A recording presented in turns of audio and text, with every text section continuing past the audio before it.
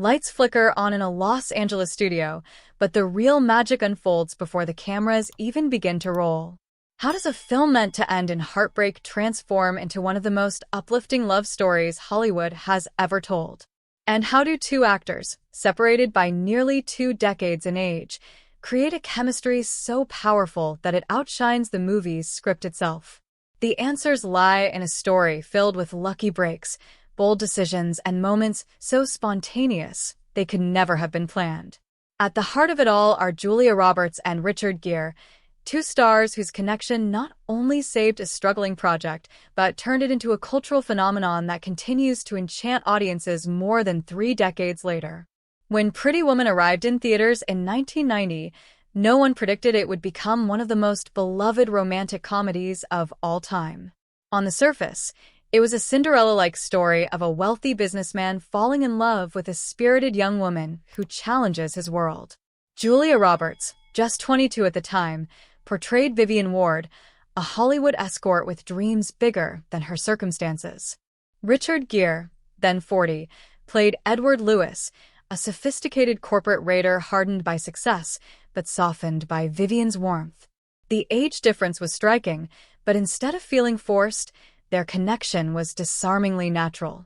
Their laughter, their tension, even the quiet moments between them felt undeniably real, and that authenticity became the soul of the film. What makes this story even more remarkable is how close Pretty Woman came to being something entirely different. Long before the red dress, the jewelry box, and the fairy tale ending, the script was titled $3,000, a reference to the sum Edward pays Vivian for their week together. Far from a romantic comedy, it was a dark drama about survival and heartbreak. In this original version, Vivian struggled with drug addiction, and the story ended with Edward abandoning her after their arrangement ended. The bleak finale mirrored the harsh realities of life on the streets rather than offering any hint of hope. Julia Roberts herself later admitted that when she first read the script, she found it devastating and raw, a far cry from the magical love story audiences would eventually see. The transformation of $3,000 into Pretty Woman happened almost by accident. The original production company collapsed, leaving the script in limbo.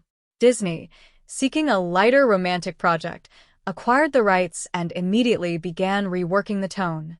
What emerged was a charming, witty story that celebrated love and personal growth rather than despair. Humor was woven into key moments, the ending was rewritten into something hopeful, and Vivian evolved from a tragic figure into a vibrant, multi-dimensional heroine. This tonal shift didn't just soften the story, it made it timeless, allowing audiences to fall in love with the characters without being weighed down by the darker themes of the first draft. Even with the revised script, casting the lead roles proved unexpectedly difficult. Julia Roberts was far from the studio's first choice. She was still an up-and-coming actress, with only a handful of credits. Established names like Drew Barrymore and Winona Ryder were considered, but deemed too young or lacking the particular spark the character required. Sandra Bullock and Meg Ryan were also floated as options, yet neither connected with the part in the way Julia eventually did. Richard Gere's role was equally uncertain. The producers initially courted Hollywood heavyweights like Al Pacino and Burt Reynolds for Edward. Pacino even screen-tested opposite Julia but ultimately declined, saying the role didn't suit him. Reynolds would later admit to regretting turning it down, though hindsight made it clear no other pairing could have delivered the same magic. Julia and Richard's first meeting has become something of Hollywood legend. Julia, nervous yet candid, told Richard point-blank that their involvement could make or break the film. During their meeting, she scribbled a note on a piece of paper and slid it across the table to him. It read simply, "Please say yes." Richard, charmed by her openness and warmth, agreed to take the role. From that moment on, their bond was sealed. Director Gary Marshall often remarked that the connection between Julia and Richard was so genuine it altered the direction of the entire movie. Originally, the story was still leaning toward a bittersweet ending, but once the cameras captured their chemistry, the filmmakers knew they had to deliver a happy conclusion. Anything else would have felt dishonest. This natural chemistry translated into countless unscripted moments that became iconic parts of the film. One of the most famous is the jewelry box scene, where Edward presents Vivian with a diamond necklace. As Julia reaches for the box, Richard snaps it shut, eliciting a startled laugh from Julia that was entirely genuine. The moment was never in the script. It was Richard's playful improvisation, and Julia's surprised reaction was so perfect it made the final cut. That laugh, unguarded and real, became one of the defining images of the movie. Another improvised highlight came from a quiet moment late at night. Edward sits at a hotel piano, playing a moody melody when Vivian enters the room in a bathrobe. The scene feels deeply intimate, almost unscripted, because it was Richard, an amateur pianist, often played to pass time between takes, and director Gere suggested incorporating it into the film.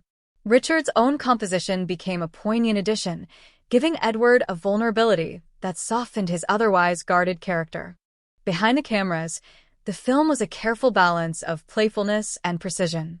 The necklace used in the famous scene was a genuine piece valued at $250,000, guarded by a security officer on set at all times. The famous snail-flinging gag at the fancy restaurant, where Vivian accidentally launches her escargot, was carefully orchestrated by Marshall to ensure comedic timing, so much so that the exact same gag later appeared in another one of his films. These details may seem small, but they contributed to a world that felt lived in and authentic, making audiences believe in the fairy tale unfolding before them. Julia Roberts' influence on Vivian extended beyond her natural charisma. Her personal boundaries also shaped the portrayal. From the outset, Julia made it clear she would not do nude scenes, a decision respected by the filmmakers. Despite the character's provocative profession, Vivian was never objectified. Instead, she was portrayed with humor, dignity, and heart, qualities Julia insisted upon and delivered with ease. This respect for her boundaries not only enhanced Vivian's relatability, but also showcased Julia's maturity as a young actress navigating the complexities of Hollywood. The result was extraordinary. Pretty Woman grossed over $460 million worldwide, breaking records and cementing itself as one of the most successful romantic comedies ever made. Julia Roberts became an overnight sensation, earning a Golden Globe for her performance and receiving Oscar and BAFTA nominations. Richard Gere, already a respected actor, found his image transformed, suddenly seen not just as a dramatic leading man, but as a romantic icon. Their partnership became so beloved that nearly a decade later, the two reunited for Runaway Bride in 1999, proving their chemistry was anything but fleeting. Though still separated by 18 years, audiences embraced them once more, this time in a lighter story about love and second chances. Looking back, both Julia and Richard have reflected on how improbable Pretty Woman's success really was. Julia often marvels at the serendipity of it all, a dark script rewritten into a fairy tale, casting choices that almost never happened, improvised moments that became iconic. In recent interviews, she has questioned whether the film could even be made today. Times have changed, she notes, and cultural attitudes towards sex work and gender dynamics are more complex now. Yet despite shifting sensibilities, Julia believes the film's heart, the joy it brings, the chemistry between its leads, remains timeless. Richard Gere has shared similar sentiments, admitting he initially found Edward flat on the page. It was through working with Julia and under Marshall's direction that he found the warmth and humor to make Edward truly human. Their collaboration wasn't just professional, it was mutual trust, a willingness to play and to listen. That trust is what gave Pretty Woman its magic, a spark you can't script, only capture. Even decades later, Pretty Woman's legacy continues to grow. Broadway adaptations, countless pop culture references, and ongoing fan devotion keep the story alive. And while both stars have moved on to varied careers, their association with this film remains a defining chapter in Hollywood history. Julia's playful theory about Vivian's future, that Edward eventually dies peacefully and Vivian takes over his business, offers a bittersweet yet empowering epilogue fans never knew they wanted. It's a reminder that even fairy tales can evolve, suggesting growth and resilience beyond the happily ever after. As for the possibility of a sequel, Richard Gere has hinted he would only consider returning if the story felt meaningful, one that honored the original rather than exploiting its nostalgia. Julia, ever cautious, has expressed similar reservations, aware that part of Pretty Woman's charm lies in the era it captured, a rare alignment of story, cast, and cultural moment that may never come again. The story behind Pretty Woman isn't just about how a movie was made. It's about how lightning can strike when the right people, the right script, and the right moment collide. It's about how improvisation can create magic, how chemistry can rewrite endings, and how an unexpected rewrite turned a bleak drama into a beloved fairy tale. More than 30 years later, that magic hasn't faded. It lives on in every laugh, every song, every red dress twirl, reminding us why some love stories never go out of style. If you enjoyed revisiting this unforgettable classic and the untold truths behind it, don't forget to like this video and subscribe to the channel for more captivating stories from Hollywood's golden moments.